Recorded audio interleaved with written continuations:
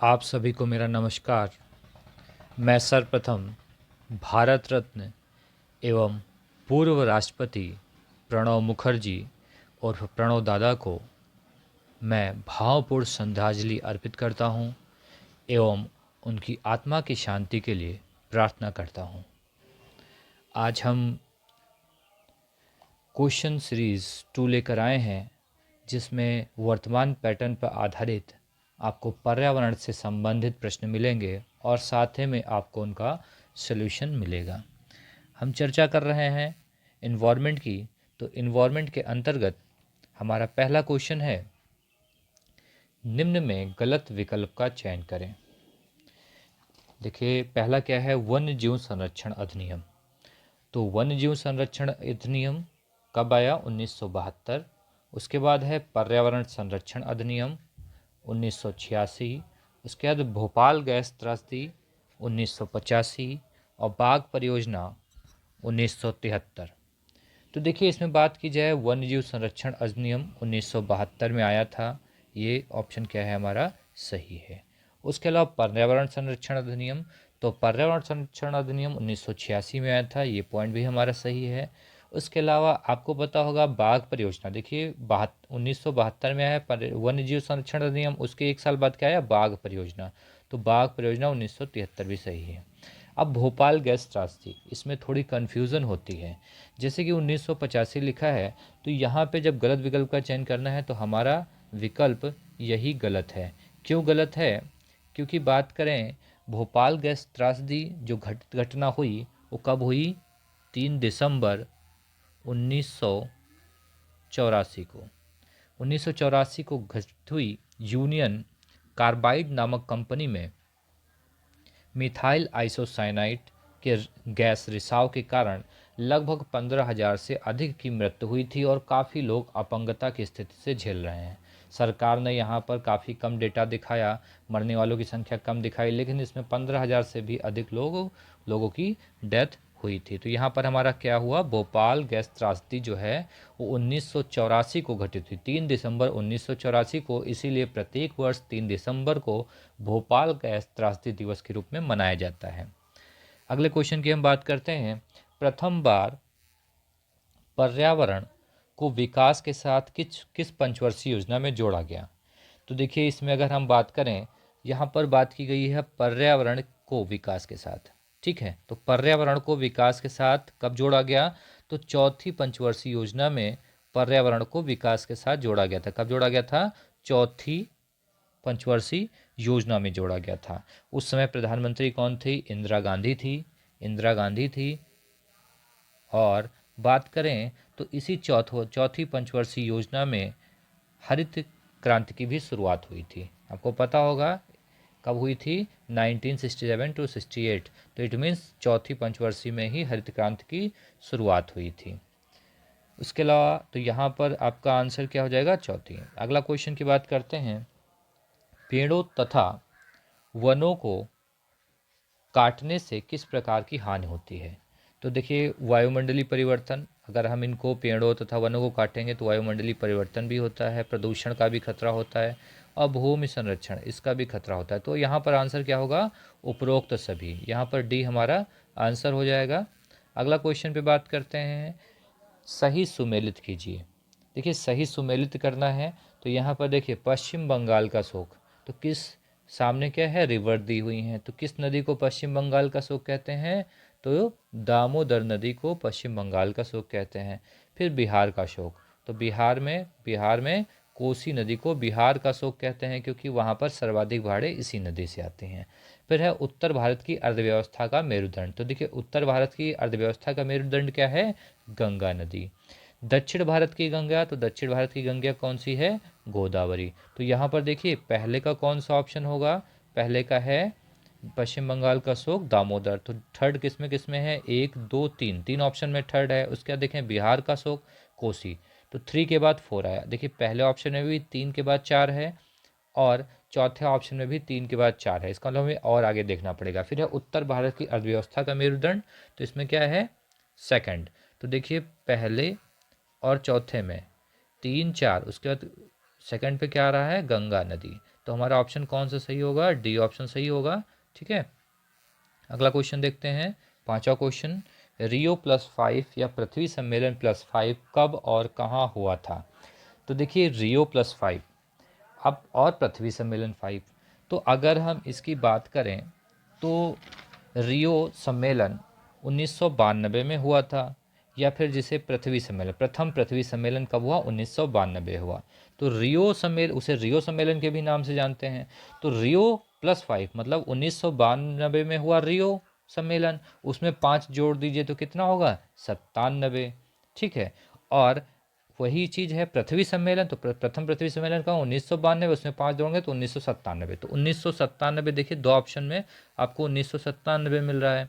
लेकिन अब अमेरिका या न्यूयॉर्क किस में हुआ, तो इसका थर्ड ऑप्शन सही होगा कि 1997 में न्यूयॉर्क में रियो +5 या पृथ्वी सम्मेलन +5 हुआ था। अगले क्वेश्चन पे हम लोग आते हैं, गलत विकल्प का चयन करना है। तो देखिए पहला है वसा में घुलनशील विटामिन AED है। ठीक है, बिल्कुल सही है, आपने पढ़ा है AED। अब बचे कौन से, बी और सी। तो बी और सी किस में होंगे, जल में घुलनशील विटामिन है, बी और सी। अगला पॉइंट है, अधोमृदा सब सॉइल मृदा के ए संस्तर को कहते हैं। चौथा है पोटेशियम वाष्पोत्सर्जन क्रिया के लिए आवश्यक है, ये भी सही है। अब देखिए यहाँ अधोमृदा, तो आपने सॉइल प्रोफाइल पढ़ी होगी, तो ABCD। तो देखिए यहाँ पर दिया है अधोमृदा, तो ए संस्तर को कहते हैं, मतलब ए प्रोफाइल। तो देखिए उसमें जो ABCD प्रोफाइल होती हैं, ए प्रोफाइल वो होती है जहाँ पर पौधों की या पेड़ों की जड़ें आसानी से होती हैं, तो उसे ए प्रोफाइल कहते हैं।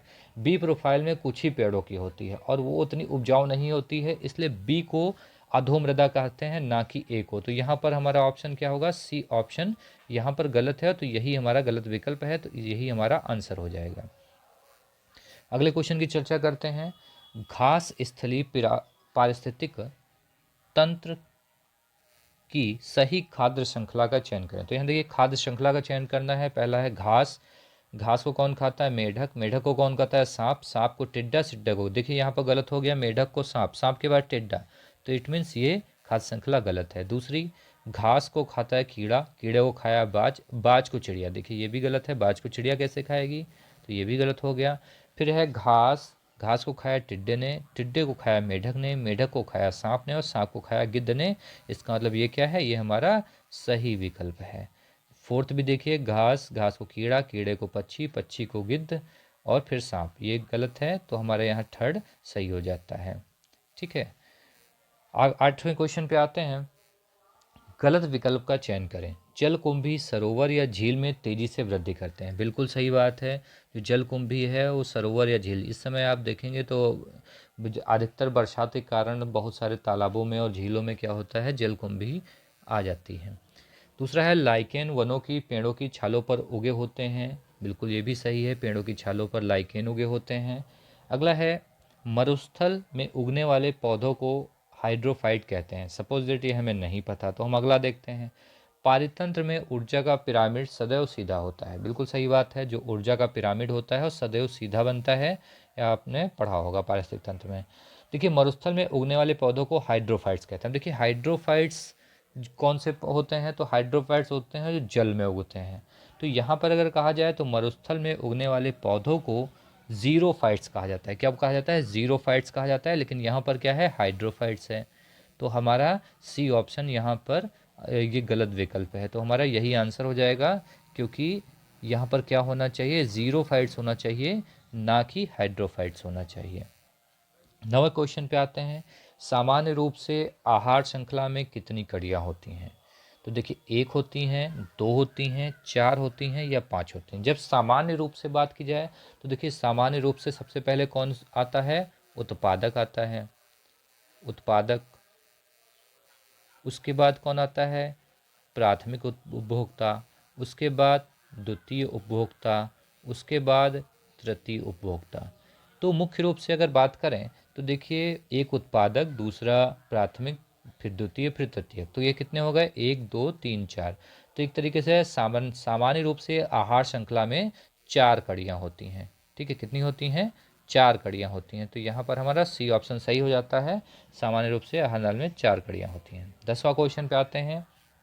ग्लोबल वार्मिंग के लिए सर्वाधिक उत्तरदायी गैस कौन सी है? तो देखिए मीथेन है, तो ये भी कुछ न कुछ percentage, nitrous oxide, carbon dioxide, CFC। सर्वाधिक क्या है? कार्बन डाइऑक्साइड है, जो दिन प्रतिदिन बढ़ती जा रही है, जिससे ग्लोबल वार्मिंग जैसी वैश्विक समस्या उत्पन्न हो गई है। ठीक है, तो यहाँ पर क्या होगा आंसर? Carbon dioxide. 11वां क्वेश्चन देखिएगा, निम्न को सही सुमेलित कीजिए। तो देखिए यहाँ पर दिवस दिए हैं और उनके सामने उनकी तिथि दी है, तो इसे सही सुमेलित करना है। तो देखिए ओजोन संरक्षण दिवस, फिर है विश्व पर्यावरण दिवस। तो देखिए विश्व पर्यावरण दिवस तो आप मोस्टली सभी को पता होगा, बार बार एग्जाम में क्वेश्चन आता है। तो कब है? 5 जून को। उसके बाद किसान दिवस और विश्व शिक्षक दिवस। तो देखिए आपको यहाँ पे दो तो क्लियरली आपको पता होंगे कि बार बार आप पढ़ते हैं। विश्व पर्यावरण दिवस 5 जून और ओजोन संरक्षण दिवस कब है? 16 सितंबर। ठीक है, तो इसका मतलब है यहाँ जो ऑप्शंस होंगे, पहला 4th होगा और सेकंड में 2 होगा। तो देखिए 2 ऑप्शन यहाँ पर आपको मिल रहे हैं, ए और डी, जिसमें 4 और 2 हमको मिल रहा है। अब है किसान दिवस और विश्व शिक्षक दिवस। शिक्षक दिवस तो हम लोग जानते हैं, लेकिन विश्व शिक्षक दिवस की बात की गई है। तो देखिए किसान दिवस कब होता है? 23 सितंबर को होता है और विश्व शिक्षक दिवस कब होता है? 5 अक्टूबर को होता है। तो देखिए क्या हो जाएगा? 4, 2, 3, 1। तो हमारा डी ऑप्शन सही हो जाता है, क्योंकि देखिए इसे ही मैच कर रहा है। अगले क्वेश्चन पे आते हैं। 12वां क्वेश्चन, मॉन्ट्रियल प्रोटोकॉल निम्न में किससे संबंधित है?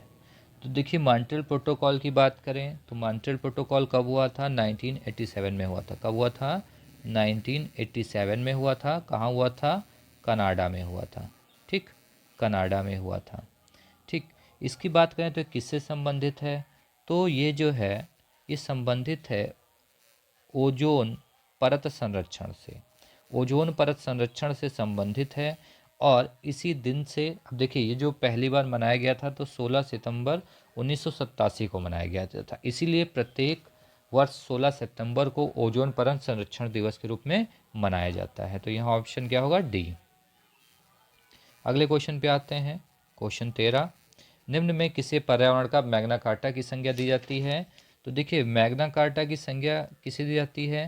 तो देखिए बात करेंगे तो स्टॉकहोम सम्मेलन। ठीक है, स्टॉकहोम सम्मेलन वो कब हुआ था? 1972 में हुआ था, स्वीडन में। 1972 में हुआ। कहाँ पे? स्वीडन में। ठीक है, तो इसी को क्या कहा जाता है? इसी को कहा जाता है मैग्ना कार्टा, पर्यावरण का मैग्ना कार्टा। अगले क्वेश्चन पे आते हैं। डॉल्फिन मैन ऑफ इंडिया की संज्ञा किसे दी जाती है? तो देखिए ये रविंद्र कुमार सिन्हा को डॉल्फिन मैन ऑफ इंडिया की संज्ञा दी जाती है। ये बिहार के रहने वाले हैं। उसके अलावा आपने इसमें एक और नाम सुना होगा, नॉर्मन अर्नेस्ट बोरलॉग, जिसे हरित क्रांति का जनक कहा जाता है। अगले क्वेश्चन पे आते हैं। 15वां क्वेश्चन, जल पुरुष के नाम से किसे जाना जाता है? तो देखिए जल पुरुष के नाम से अगर हम बात करें तो इसमें एक ही क्वेश्चन में बहुत सारे पॉइंट्स आपको मिल जाते हैं। तो देखिए बाबा आमटे, बाबा आमटे किससे बिलोंग है? तो ये नर्मदा बचाओ किससे है? ये नर्मदा नदी है, नर्मदा बचाओ से संबंधित हैं। उसके अलावा बात करें चंडी प्रसाद भट्ट, तो चंडी प्रसाद भट्ट जो हैं ये चिपको आंदोलन से बिलोंग करते हैं। चिपको आंदोलन क्या है इस पे हम लोग बाद में चर्चा करेंगे। चिपको आंदोलन से बिलोंग करते हैं। मेधा पाटेकर तो नर्मदा बचाओ, नर्मदा नदी को बचाने से रिलेटेड इन्होंने अभियान चलाया था। तो यहाँ पर ये 3 हो गए। तो जल पुरुष पूछा गया तो जल पुरुष कौन है? राजेंद्र सिंह। कौन होगा? राजेंद्र सिंह जो है ये जल पुरुष के नाम से जाने जाते हैं। इन्होंने जल संरक्षण के लिए बहुत सारे कार्य के लिए, इसीलिए इन्हें जो है जल पुरुष के नाम से जाना जाता है। अगला क्वेश्चन बात करते हैं 16वां, भारत में वर्तमान में किस यूरो मानक का प्रयोग किया जा रहा है? तो आप सभी को पता होगा कि जो हम लोग गाड़ियों में यूरो मानक यूज़ करते हैं तो वर्तमान समय में कौन है? जैसे इससे पूर्व हम लोग बात करें तो BS4 चल रहा था, लेकिन दिन प्रतिदिन पर्यावरण में प्रदूषण को देखते हुए BS5 नहीं लाया गया। BS5 की जगह सीधे क्या लाया गया? BS6 लाया गया। तो BS6, BS का फुल फॉर्म होता है भारत स्टेज 6। तो वर्तमान में BS6 यूरो मानक का प्रयोग किया जा रहा है। अगले क्वेश्चन की हम लोग बात करते हैं 17वां, 42वें संविधान संशोधन 1976 के द्वारा भारतीय संविधान में नीति निर्देशक तत्वों में कौन सा अनुच्छेद जोड़ा गया जो घोषणा करता है कि देश में सरकार पर्यावरण की रक्षा एवं संवर्धन के लिए प्रयास करेगी। तो पहली चीज़ यहाँ पर क्या है, यहाँ पर देखिए इसी क्वेश्चन में ही आपको कई पॉइंट्स मिल रहे हैं कि 42वें संविधान संशोधन 1976 के द्वारा नीति निर्देशक तत्व में क्या जोड़ा गया। अब क्या जोड़ा गया, तो यहाँ पर क्या जोड़ा गया कि पर्यावरण की रक्षा एवं संवर्धन के लिए प्रयास करेगी। कौन करेगा, देश में सरकार। तो ये किस आर्टिकल में है, तो ये देखिए यहाँ पर बात करें, पहला दिया है आर्टिकल 40। तो आर्टिकल 40 किससे संबंधित है, ये ग्राम पंचायत से संबंधित है। फिर आर्टिकल 48 दिया है जो कृषि और पशुपालन से संबंधित है। उसके अलावा बात करें तो आर्टिकल 49 जो कि डी ऑप्शन है, तो क्या है, राष्ट्रीय महत्व के स्मारकों, स्थलों एवं वस्तुओं के संरक्षण की बात की गई, जो ऑप्शन सी है 48A। तो 48A में कहा गया है कि देश में सरकार पर्यावरण की रक्षा एवं संवर्धन के लिए प्रयास करेगी। तो बहुत मोस्ट इंपॉर्टेंट क्वेश्चन है, इसे अच्छे से देखिएगा। अगले क्वेश्चन पे आते हैं, 18वें क्वेश्चन पे, कोरोना वायरस के संबंध में कौन सा कथन गलत है। देखिए ये बिल्कुल लेटेस्ट क्वेश्चन है, इस पे भी आपको पता होना चाहिए। तो पहला ऑप्शन है कोरोना वायरस की शुरुआत चीन के वुहान शहर से हुई थी। बिल्कुल सही बात है, चीन के वुहान शहर से इसकी शुरुआत हुई थी, तो ये ऑप्शन सही है। दूसरा है कोरोना वायरस एक आरएनए वायरस है। बिल्कुल सही है, ये आरएनए वायरस है। तीसरा है WHO द्वारा कोरोना वायरस को कोविड-19 नाम दिया गया, ये भी सही है। अगला है कोरोना वायरस मानव शरीर के तंत्रिका तंत्र को प्रभावित करता है। देखिए अब यहाँ पे थोड़ा डाउट है, तो आप देख रहे होंगे कि जब कोरोना वायरस नामक बीमारी होती है तो सांस लेने में प्रॉब्लम होती है और गले में खराश, ये सब प्रॉब्लम्स होती हैं। तो यहाँ पर तंत्रिका तंत्र ना हो के बल्कि क्या होना चाहिए, श्वसन तंत्र होना चाहिए। तो क्या होगा, हमारा डी ऑप्शन गलत है, तो हमारा यही विकल्प यहाँ पर सही हुआ। आंसर क्या होगा, डी, क्योंकि तंत्रिका तंत्र को प्रभावित नहीं करता बल्कि किसे करता है, श्वसन तंत्र को प्रभावित करता है। अगले क्वेश्चन पे आते हैं, मैंग्रोव वनस्पति वाला शीर्ष राज्य कौन सा है। तो देखिए हमने बात की थी मैंग्रोव वनस्पति कहाँ पाई जाती है, जहाँ सुंदरवन का डेल्टा है, जहाँ पर गंगा और ब्रह्मपुत्र नदी डेल्टा बनाते हैं, गंगा ब्रह्मपुत्र डेल्टा, वहीं पर सर्वाधिक मैंग्रोव वनस्पति पाई जाती है, जिसे ज्वारी वनस्पति भी कहते हैं। तो कहाँ पर पाई जाएगी, पश्चिम बंगाल में पाई जाएगी। अगले क्वेश्चन पे आते हैं, 16वीं वन रिपोर्ट के अनुसार कौन सा कथन गलत है। देखिए ये भी बिल्कुल करंट का, इन्वायरमेंट का क्वेश्चन है। वन तथा वृक्षों का प्रतिशत 24.56 है। दूसरा, सर्वाधिक वन प्रतिशतता वाला राज्य मिजोरम है। अगला, भारत में वनावरण का प्रतिशत 21.67% है।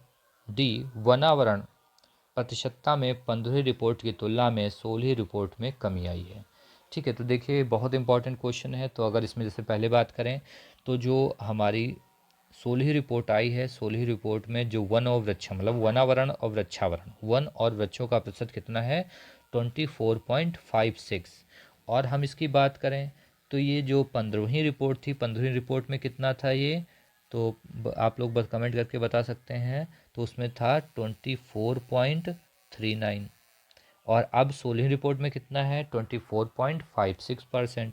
तो क्या हुआ, बढ़ोतरी हुई है ना, तो ये बढ़ोतरी हुई है। ठीक, अगला है सर्वाधिक वन प्रतिशतता वाला राज्य कौन सा, मिजोरम। देखिए वन प्रतिशतता, जब यहाँ सर्वाधिक वन पूछा जाए तो मध्य प्रदेश, लेकिन वन प्रतिशतता तो इट मीन्स उसके अधिकतम क्षेत्रफल वाला राज्य कौन सा है, मिजोरम है। मिजोरम में लगभग 85% पर क्या है, वनावरण स्थित है। दूसरे नंबर पर अरुणाचल प्रदेश और तीसरे नंबर पर मेघालय आता है। फिर है भारत में वनावरण का प्रतिशत 21.67% है। तो देखिए यहाँ पर ही 16वीं रिपोर्ट है, अगर हम 15वीं रिपोर्ट की बात करें तो कितना था, 21.54% था। तो अब इसमें भी आप देखें बढ़ोतरी हुई या कमी है, तो इसमें क्या हुई है, इसमें भी क्या हुई है, बढ़ोतरी हुई, क्योंकि पहले क्या था 21.54, अब क्या है 21.67। ठीक, अगला है वनावरण प्रतिशतता में 15वीं रिपोर्ट की तुलना में 16वीं रिपोर्ट में कमी आई। अभी मैंने आपको ऊपर बताया कि 16वीं रिपोर्ट के अनुसार वनावरण देखिए कितना है, 21.67 और 15वीं रिपोर्ट में क्या था, 21.54। तो देखिए पॉइंट पूरी तरीके से गलत है, क्योंकि वनावरण प्रतिशतता में क्या हुआ है, बढ़ोतरी हुई है, ना कि कमी हुई। तो यहाँ डी ऑप्शन सही हो जाता है। अगला क्वेश्चन बात करते हैं और आज का आखिरी क्वेश्चन की बात करते हैं। निम्न में सही सुमेलित नहीं है। तो सही सुमेलित नहीं है तो देखिएगा, नेशनल पार्क दिए हैं काजीरंगा राष्ट्रीय उद्यान, अगला है केवलादेव राष्ट्रीय उद्यान, अगला है नोकरेक राष्ट्रीय उद्यान मणिपुर और बांदीपुर राष्ट्रीय उद्यान कर्नाटक। तो देखिए काजीरंगा राष्ट्रीय उद्यान असम में है, बिल्कुल सही बात है। केवलादेव राष्ट्रीय उद्यान राजस्थान में है, ये भी सही है। बांदीपुर राष्ट्रीय उद्यान कर्नाटक में है, ये भी सही है। लेकिन नोकरेक राष्ट्रीय उद्यान मणिपुर में ना होकर ये कहाँ है? मेघालय में है। कहाँ है? मेघालय में है।